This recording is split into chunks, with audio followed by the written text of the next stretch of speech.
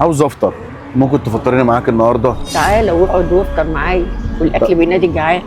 هناكل فين؟ هنا اهو على الفرش، احنا بنفطر هنا. تفطروا على الفرش ده؟ تعالى ونفطر وكلنا، واللقمه تشبع 10.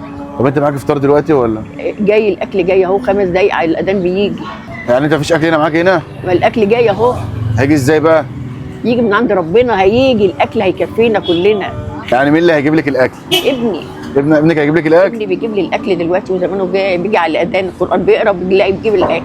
وتشرفنا وتيجي تاكل معانا. واتفضل تعالى.